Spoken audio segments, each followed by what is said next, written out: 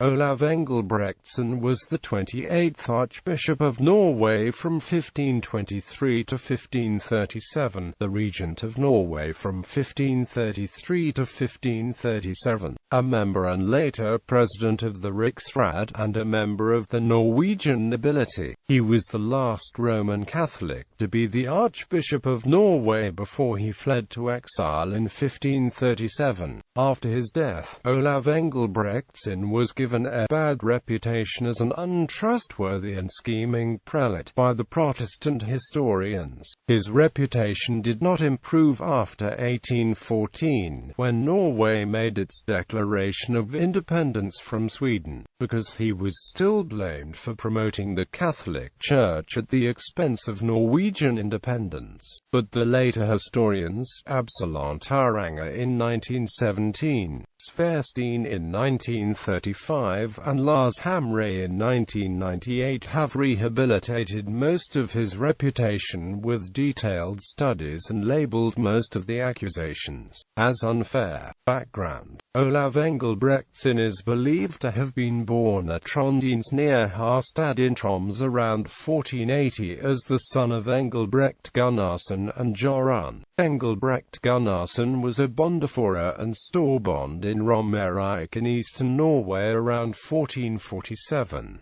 He kept getting in arguments and fights with the Danish bailiff Laskjold and eventually killed him. Researchers believe that is why Engelbrekt and Jorunn moved to Trondheim, where his son Aslak was already living, because, at the time, Aslak was the wealthiest man between Bergen and Senja. Young Olav was raised in a home that was always opposing the Danish overseers, and that might have been one of the several influences of his attitude towards the Danes in his years as the archbishop. Olav Engelbrektsson was from an old land-owning family in Romerike, and it is often claimed that he and his family belonged to the gentry. King Christian I of Denmark was supposed to have ennobled Engelbrekt Gunnarsson and his descendants sometime before 1480, but in 1961, canned for lol. Trygve Lysaker wrote that the documentation did not exist to such a claim. Nevertheless, the family had a coat of arms, a blue shield showing a red rose surrounded by 3 lilies. 5 of Olav's relatives belonged to the clergy. 2 of them were his paternal uncles Saxe Gunnarsson and Gunnar Gunnarsson. Gunnar was a canon in Oslo, a profession that even some of his own sons chose. It is known that Olav and 4 of these relatives studied at foreign universities. His uncle Saxe was the one who gave Olav clerical education. There is a prevailing theory among the Norwegian genealogists that Olav Engelbrektsson was not the first member of his family to be the Archbishop of Nidaros, but, throughout his life, the records were more concerned with the church, the politics and the wars than with the families. So there may not be enough evidence to prove that Olav was the grandnephew of the 25th Archbishop Olav Trondsson, the nephew of the 26th Archbishop Gotevarsen, and the uncle of his own successor Torbjorn Olavsson Bratt, the first Lutheran superintendent of Trondheim. He did help with the education and careers of Torbjorn and his brother, Jens Olavsson Bratt, but the biographies at Norsk Biografisk Leksikon do not name him as their uncle. It is the same with the possibility that Olav's mother might be the daughter of Ivar Trondsson from the Aspa family in Fry in Nordmore. Education. Olav Engelbrektsson was enrolled in 1503 at the University of Rostock in Germany, which at the time had between 400 and 500 students. He was already ordained as a priest, but he wanted to continue his studies. He eventually took examinations to earn several more degrees at the university, a baccalaureate in 1505 and a magister's degree in 1507. At the university, theology was being taught by conservatives from the Catholic Church, but the city of Rostock was once the center of North German humanism. There were several reformists who came to the university as guest speakers over the years, but when Olav was a student there, the regular teaching was left to the conservatives because the Department of Theology was led by a deputy commissioner of the business of papal indulgences of the city. Olav Engelbrektsson soon became the leader of the Norwegian collegiate club, called Regentia Sancti Olavi in the memory of the martyred King of Norway, Olav the Holy. They were located in a separate building under the Norwegian name of St. Olav's Hus. Among the students, Engelbrektsson was known as a very sociable person, but not particularly charismatic, and he was not the one who usually followed the ways and beliefs of the club. He became acquainted with, among others, the brothers from Sweden, Johannes Magnus and Olaus Magnus. The brothers would be the last two Catholics to be the Archbishop of Uppsala, but Olaus is still famous for his map of Scandinavia, the Cartha Marina of 1537. Engelbrektsson were especially good friends with another Swede, Laurentius André, the Archdeacon of Uppsala, who quickly became one of the leaders of the Protestant Reformation of Sweden under Gustavus Vasa. By 1515, Olav Engelbrektsson had been at the university for 11 years and had even taught for his own studies, including a brief period at the Catholic University of Leuven.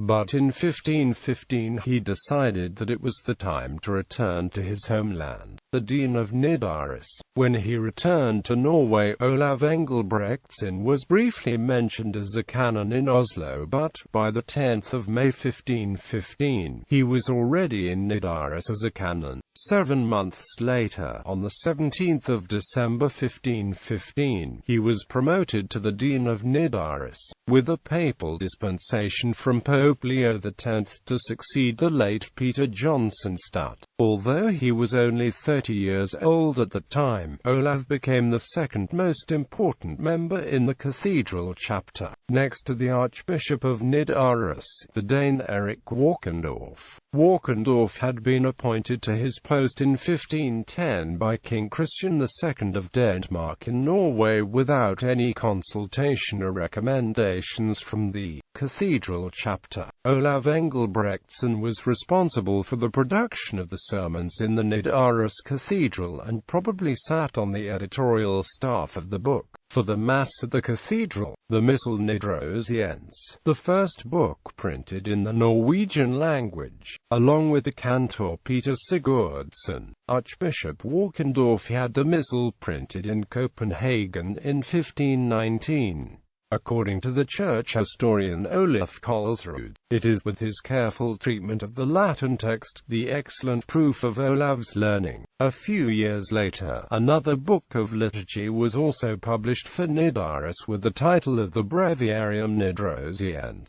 Olav was on good terms with Walkendorf and became his representative, i.e., the head of the ecclesiastical proceedings within the archdiocese. It also appears that he was also the archbishop's economist and accountant. When Walkendorf fled from the tyranny of King Christian II in 1521, the authority of the archdiocese went to the cathedral chapter, whose chairman was Olav Engelbrektsson. Account books, the Register par Sancta Olafriata and extensive building activities suggests that Olav was a talented and versatile administrator. According to historian Øystein Ryan, Olav Engelbrektsson began the complete reconstruction of the Archbishop's Palace, whose hall in the north wing and parts of the west wing had been destroyed by the Danish troops in 1532. The Archbishop of Nidaros. The beginning in 1522, the news came to Nidaros that Walkendorf had died in Rome. The cathedral chapter then unanimously elected on the 13th of April 1522 Olav Engelbrektsson as the new Archbishop of Nidaros, and he therefore went to Rome for his pallium. Just over a month before the election, King Christian II had fled to the Habsburg Netherlands after the nobles revolted with the help from the Duchy of Schleswig-Holstein. This was known to the cathedral chapter when Olav Engelbrektsson was chosen because it still had to send a letter to the king for his approval of the election. On his way to Rome, Olav stopped in Mechelen, Flanders, for a visit with the king, who had been living in exile in the Duchy of Burgundy. Because Christian II was still legally the King of Norway, Olav hailed the king, pledged his allegiance to him and delivered the cathedral chapter's letter to him. He left with the king's approval. However, for his pallium, Olav had to wait in Rome for the election of the next pope because Adrian VI had just died on the 14th of September 1523. During his stay, Olav met the Bavarian scholar Jacob Ziegler and gave him the information that went into Ziegler's major treatise of geography, Skondia, published in Strasbourg in 1532. Engelbrektsson's statements about his homeland showed his deep sense of nationalism and his distrust of the Danish officials who had been oppressing his homeland. When Giulio de' Medici was elected as Pope Clement VII on the 19th of November 1523, Olav could finally have his pallium and go home. He was consecrated as the Archbishop of Nidaros by the new pope in December 1523.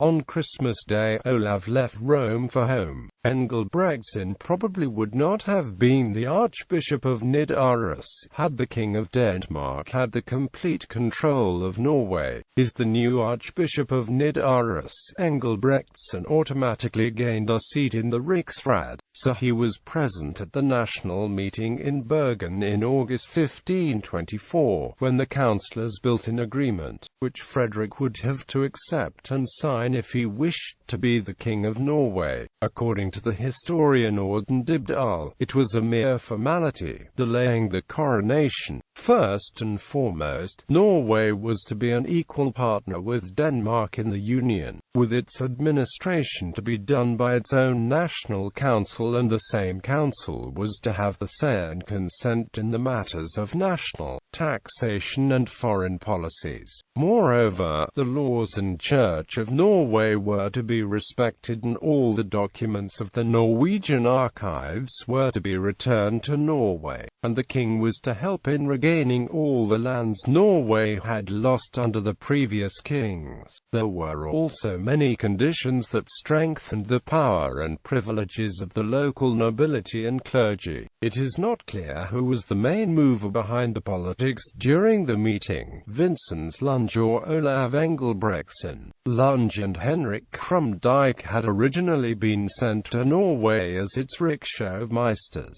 The politics of the Riksråd were influenced by the conditions inspired by the previous changes in the throne of Denmark, and the national wishes and needs matched the attitudes and beliefs of Olav Engelbrektsson. The results were outlined in a meeting between the Archbishop, the Bishop of Hamar and the notables from Östlandet in May 1524.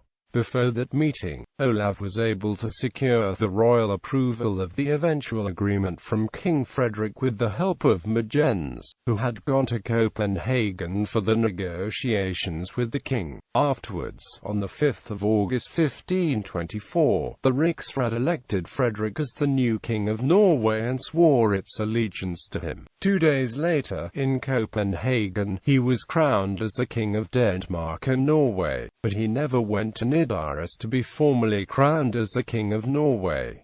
But Engelbrektsson did not trust him. He constantly worked to keep Nidaros from holding the coronation of Frederick as the King of Norway, and he managed to delay it 3 times. The Archbishop wanted Christian II, the king's nephew, to return as the King of Norway. The struggles of the Archbishop. For the next 12 years until 1536, Olav Engelbrektsson was virtually the leader of Norway, serving as the defender of the Catholic faith against the hordes of the Reformation, while his cousin, Admiral Christopher Trondsen, handled the military defences for him. As the Archbishop, Olav built the Steinvikholm castle outside Trondheim. But the Catholic Church was not the only concern of the Archbishop. He also constantly tried to break Norway away from the bonds that bound her to Denmark, but he constantly failed. His failures paved the way for the submission of Norway to the Danish crown, marking the end of both Norwegian independence and Catholicism. The feud with Vincent's Lunge, the impetuosity and recklessness in the implementation of the policy in Bergen after the election, is most often been attributed to Vincent's Lunge.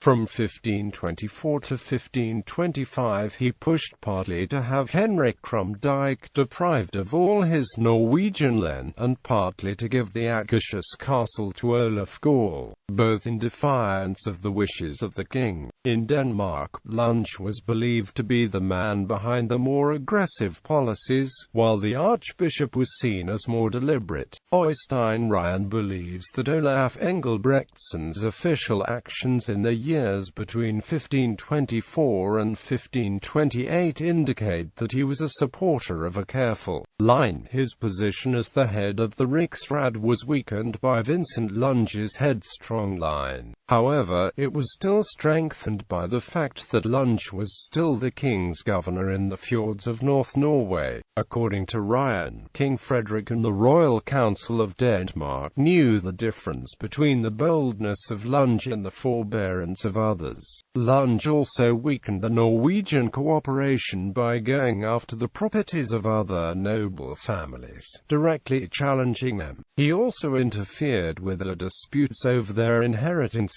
Olav Engelbrektsson even began to be suspicious when Lunge expressed his sympathy for the teachings of Martin Luther and others, which had also made enemies out of the Bishop of Bergen, Olaf Torkelsen, and a Bishop of Stavanger, Hoskuld Hoskuldsen. Lunge added fire to the enmity in Bergen, then the second largest city in Norway, by razing several ecclesiastical buildings to the ground, by allowing the Lutherans to stay in the city in 1526, and by bringing 2 Lutheran preachers to preach in the city's churches in 1529. These preachers had the letters of protection from the king himself, and the king also secularized, in the same year, the Nonnesota monastery in Bergen. He offered it to Lunge and he accepted it, turning it into his personal residence, Lunge Garden.